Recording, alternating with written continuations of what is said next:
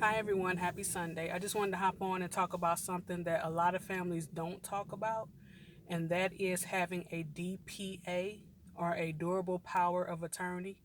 A lot of people don't know what that is or that they even exist, but they can be used for many reasons. One of the main reasons is for healthcare concerns. For example, say you get in a car accident and you get to the hospital and maybe you are in a coma or something, you have a durable power of attorney will allow someone whom you've given power to before the coma the right to decide what your health care would be going forward. Will you receive a blood transfusion? Maybe you put in your instructions that you don't want one. Say you're in a coma for a month, for 6 months, maybe you put in that DPA that after 6 months, do not preserve my life, or whatever it may be. It's basically to protect you and give someone you trust the power to make decisions on your behalf. It can also be for financial reasons. The same thing. Maybe you get sick.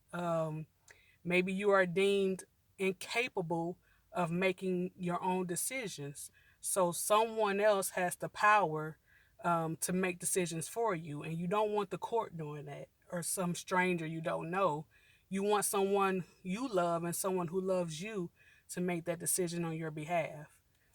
And so a lot of families, a lot of people don't want to think about things like that. But again, what happens if something happens to you and you can't make decisions for yourself, and now your family is standing there trying to think of what maybe you would have wanted? What would she want in this case? What do we do?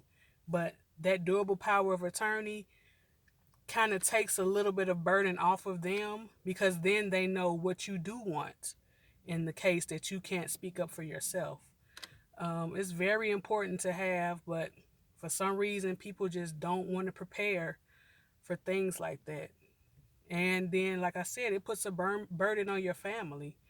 Your family is already heartbroken because of what's going on with you, but then they have to try and mentally be prepared for, you know, what to do on your behalf.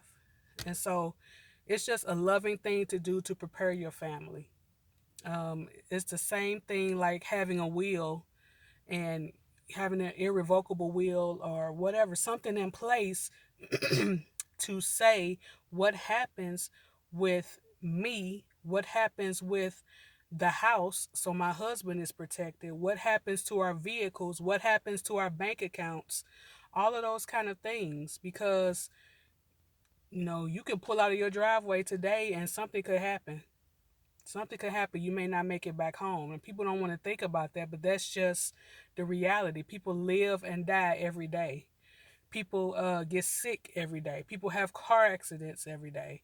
It's just it's just a fact of the life that in the world that we live in right now. So why not protect your family?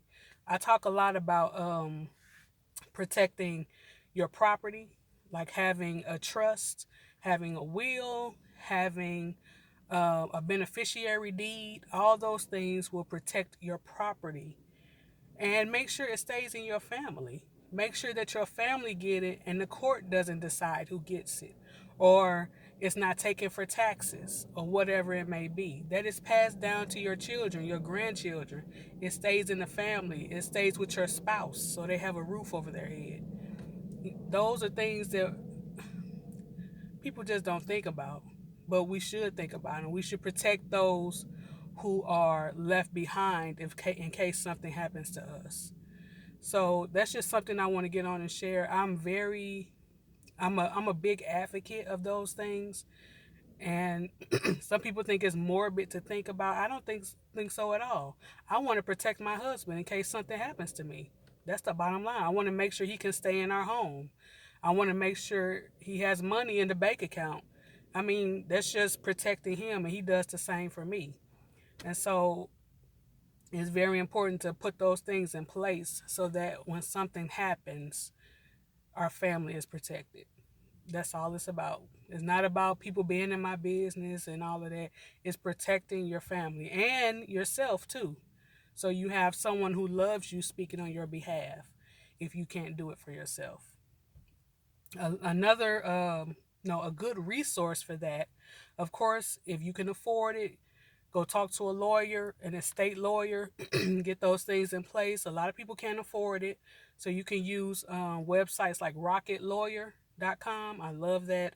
I'm a member of the website. You can use Rocket Lawyer and it'll take you through the prompts and you can tell it what you need, what you want included, all kinds of things like that. So there are resources out there. I'm sure there are a lot of other websites that do the same thing, but just do something to prepare your family, to protect yourself in case something goes wrong. So it finally warmed up here in St. Louis. I think it's like 50 degrees today. So it's a beautiful day. I'm going to the grocery store, do some running around, and then I'll be back home um, doing some business. So I hope everyone has a good day, has a good week coming up. Hope you spend time with your family. I hope you take care of your family, watch out for your family, keep an eye on each other, and just love on each other as much as possible. So everyone have a good week, and I'll talk to you soon.